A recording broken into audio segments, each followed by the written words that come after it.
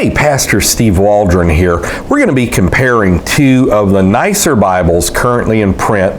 The first is the Cambridge Concord. If you go to evangelicalbible.com, they're going to highly insinuate, they don't come out and say it, that this is the best combination of readability, size, and everything for at least the King James Bible with the Brevier Clarendon wide margin, the 5WMWN standing for wide margin in goat skin.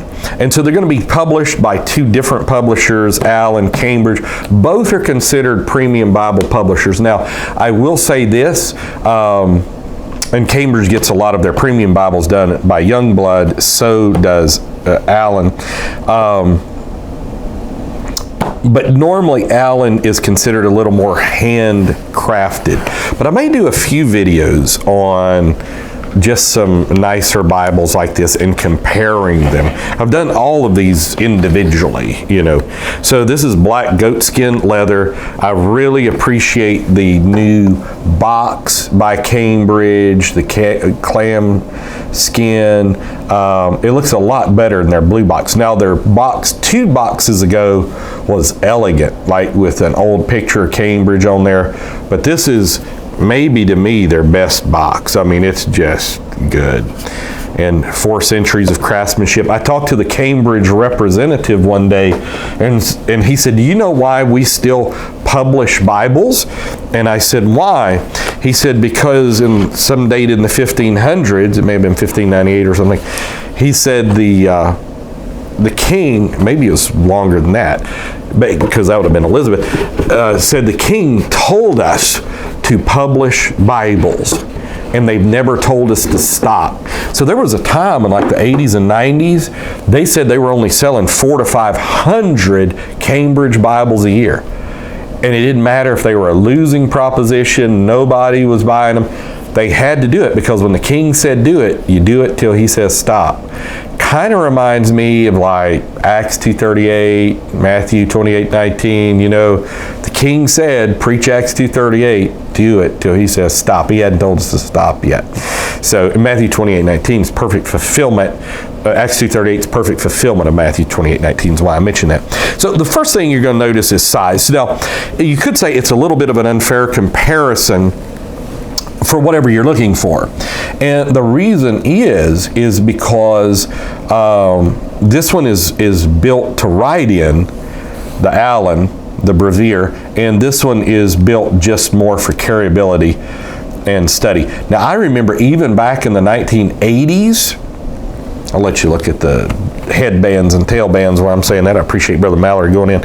In the 80s, people that were in the know, they were like these intense Bible people, would carry this Cambridge. They not only like the Cambridge text better than the Oxford text, because there's at least 3 differences there, but they would also just, well, you'll see, it just, the size of it is perfect. The print has that amazing, the Oxford and Cambridge perfected in like the 1920s to the 1950s, black on white, that it's just incredible. So let's let you take a look on the inside here of these. I'm trying to get a page, doesn't have any writing on it. And you're going to be able to see that, to me, because of the wide margin, Allan uses a little bit thicker paper, and the thicker paper results in far less ghosting. The Cambridge has a little bit of ghosting in it. So really, when you compare these two, they're both going to be in goat skin. They're both going to be some of the finest Bibles made. You're like, well, they're both printed in Youngblood. I understand that. For some reason, it's just like Allan, their quality's a little better. I don't know why. Usually. But if you're just wanting a reference Bible to preach from, of course, the Cambridge Concord reference is going to be right up there on your list. I mean, it is just fantastic. Now, another thing is if you have a particular affinity to red letter, currently, and I wish they'd change this, currently no Allan is red letter. Now, like this Cambridge is red letter. The Cambridge prints it in red letter and not red letter. Now, I'll show you the red letter in the Cambridge. And the Cambridge red letter is kind of, it's good. Red letter is either good or bad. And I'll just tell you, Cambridge for a while went to kind of an orangey red letter that they said was great for particular eyesights. It was not good for mine. And then they went to a burnt red that I really like. This seems to be kind of a mid-size between the two. And also the second thing is I've noticed a lot of red letters kind of have different depth of impressions, which is interesting. Like it won't be even in its ink. Now, some of that just could be because I've heard some of these good old print styles, the presses are wearing out on them, and that's not a good thing. Another good thing about the Cambridge that I really like, as opposed to the Allan, is in the Allan, in their center column reference, they put like A's, B's, C's, D's, E's, and all this in the text. And to me, it clutters up the text. Print size is going to be a little bigger, by the way, in the Concord. I'm not sure if I mentioned that. Whereas in the center column of the Concord, it's just going to say like verse 9 and then give some references, but it doesn't clutter up the text. I'll show you that, and then I'll show you the Allan and let you know what I'm talking about. So I really like the center column reference better in the Cambridge Concord than in the Allan Brevier wide margin. But of course, where the wide margin is going to shine is being able to write in the margins. And where Allan and its predecessor Oxford really shined is they always did their wide margins with room in the gutter. Where the two pages come together, it's called the gutter. They were able to do wide margins there. Where Cambridge traditionally didn't, Cambridge has been doing a better job on that. Just as far as wide margins go, I like the Cambridge text, but Oxford wide margins, man, they're just tough to beat. Which they would now be, obviously, Allan wide margins. So what do you get in the back? Well, let's go to the back here. We'll see. Both are going to have quite a bit of things. Neither one are study Bibles. They would be more reference Bibles, of course. Now, the Brevier in this particular edition, I say they're both going to have a lot in the back. This one just has these places for notes and a wonderful map section in the back. Many of the Allans do anything from a cyclopedic reference to concordance to a subject index. I just think this Allan is so elegantly done. And another kind of weird thing, before I get further into the back, I want to show you their art gilt edging and see if we can get that up together. I'm going to see if this has any lines. No, it doesn't have it. Does it have papers with lines? And yeah, in the back it does have papers with lines. But in the Allan's art gilt edging is better to me. Way better to me. Both are goat skin. You know, you hear Highland goat skin. That means from Morocco, you know, the highlands of Morocco. I've heard a lot of them's coming from Nigeria now. But let's see if we can do the art gilt edging together. To me, the Cambridge has a lot of unevenness to it, to where it seems that the Allan does not. The Allan also comes with 3 ribbon markers, the Cambridge only with 2 ribbon markers, multicolored ribbon markers. I'll also tell you the Allan ribbon markers just are nicer. They're thicker, they're nicer, they appear to be better quality, and they just are. And then, of course, it's going to be kind of a semi-yap, a little more of a yap than this, as you can tell, especially at the top and the bottom. Now, I want to look in the front, too, and make sure I'm telling you correctly. You know, this Bible, it says, I bought it used, presented to Patrick P. Gosnell. I wonder if that was like that Gosnell, any relation to that abortionist that they made that movie over. I don't know. If it was, he certainly needed the Bible. Hallelujah. So,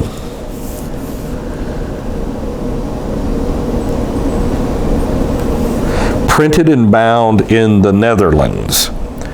And we're going to make that assumption that that is Youngblood in the Netherlands. Typeset in 8-9 times semi-bold 421. I mean, what a Bible to carry. I'm just going to show it compared to my Cambridge large print, and it's way better to carry. Now, of course, my Cambridge large print is going to be a lot easier to read, but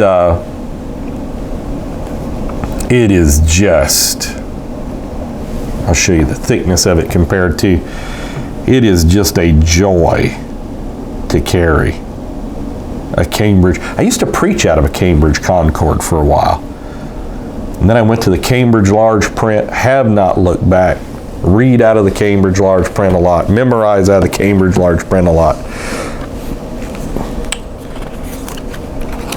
By the way, this page that looks like it's stuck together, it's not. That's called a spine stabilization page. This has a Bible companion, like how to read the Bible through. Boy, look at that print. Printed in the Netherlands on acid-free paper by Youngblood. Now that's interesting that I wonder if that's supposed to be by, it says BV. I wonder if the Y, it's a broken letter. And it doesn't have the translators to the reader in it. It just has the epistle dedicatory. Let's see if this has the translator to the reader in it. It does. Good job, Cambridge. This 28 page, and depending on what it's printed in, it's not always 28 pages. But, you know, I recommend every King James believer to read that because it tells you their translation, philosophy, and all this. It tells you why they use certain words, why they translated the same word different ways sometimes.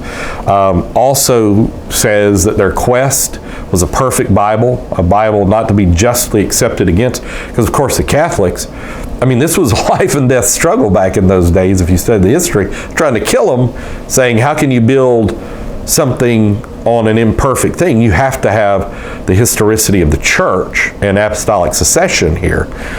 And they were like, no, we're going to come out with a perfect Bible, and that's how we're going to build our society. And that's the quest. That's why they were, you know, Regis professorships at Cambridge, Westminster, Oxford, and all this.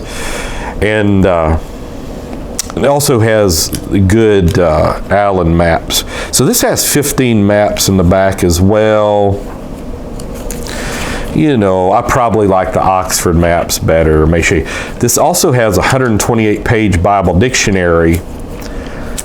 Now, if this is the same Bible dictionary that is in, like the, it's called Concise Bible Dictionary, the Cameo, it's liberal. Liberal. I don't know if it is. I haven't looked through it. It looks to be more of an older dictionary, and sometimes maybe that's not quite so liberal. Because like I'm reading on Aaron, it doesn't look like liberal. And then the concordance, this is just how they do their concordances. It's not like the American straight down the line model. It's more paragraphed concordances. Again, it's just different. I've gone back and forth on this concordance. Do I like it? Do I not like it? It's just tough. Over the course of time.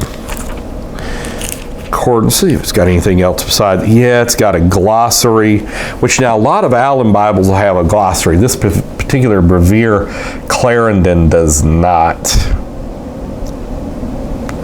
Let's do a little comparison of the the maps as well. Allan, or is it Schuyler? Schuyler actually has the glossary, maybe. They have a subject index. Anyhow, let's show you a lot of places to write. And the writing, I'm not sure if you saw it, it's 4 columned. It's 2 columns per page to write notes in, but the line space is just too small for me. I'll just show you this. This is why I tend to like the Oxford maps better. Now, not necessarily the information or the accuracy of the information, but just the illustration is better. So to me, I mean, it all depends on what you want. If you want a Bible to study from, write your thoughts down from Scripture, your studies, get the Allan and use other studies. It's got lots of places to write in the text and in the back. If you want something to preach from, carry to church, your everyday Bible, or not even preach, just carry with you, get this. I mean, I'm sure this is twice the size. And I'll show you an example of the maps. These maps just look so much like Nelson maps. And Nelson has always been kind of behind on maps. You'll just have to watch out with Oxford and Cambridge. They tend to both be somewhat liberal, and so the maps sometimes are not entirely accurate. They're representative of the liberalism. We'll see if the leathers roll up here. Let's see. Well, this has the good stitching. This doesn't have stitching. I mean, it does, but not like a local church or Church Bible Publishing. I wouldn't want to roll that leather up, really. But you can tell it is a quality piece. And this leather's not, you can tell this is like thick. This looks like it has a grain and stamped on it. So depending on what you want it for, I just want to do a comparison because people sometimes have a difficult time getting a 3D feel for the Bibles that we do. And so sometimes when you do premium Bibles and are able to show people this is what you're looking at side by side, because somebody may have been thinking, well, I want a Cambridge, I want to write in it a lot, and you see this, you're like, well, maybe not. But this is Bible, I would say this is on the upper limits for sure on what you're going to want to carry to church. It's pretty big. Let me see if I've got a study Bible floating around. Well, I was going to look for more of a modern study Bible. This is like a Dixon's Analytical, and the Dixon's is a big Bible, but you can tell it's a little smaller than the wide margin Brevier, just a little smaller. Did a review on that a while back. Let's see what we got here. The Schofield large print. See, it's almost as big as a Schofield large print, and a Schofield large print is a giant Bible. We'll bring a Ryrie out here. Let's look at this Ryrie. I'm seeing a Ryrie down beside me. Sister Waldron, in October, we're going to be cleaning up all this. So I won't have everything as convenient as now. What is this Bible? That's a Church Bible Publishing. Oh, that's the Schofield from the church. Okay, so we'll do a little thing. All right. So here's a Ryrie with the Cambridge. So you can see, you can just see the Cambridge is going to be just a carrying Bible. Nelson back in the day did some Nelson Imperials and stuff that were phenomenal reference Bibles. And let's bring up this. This is the Schofield from Local Church Bible. They don't call it a Schofield. They call it the Classic Study Bible. Classic Study Bible. And a Schofield's not going to have a ton of references in there, It's got some, introduction, some commentary at the bottom, but it's not a ton. But you can see the Cambridge just shines, and you can see it in comparison. Let me see if I can do like this to the Brevier wide margin. So I can see why Evangelical, which is, just phenomenal to deal with. What a great Bible publisher. Why they would just highly indicate this is like the best thing you can get. And, for print size, references, carryability, it's just very well done.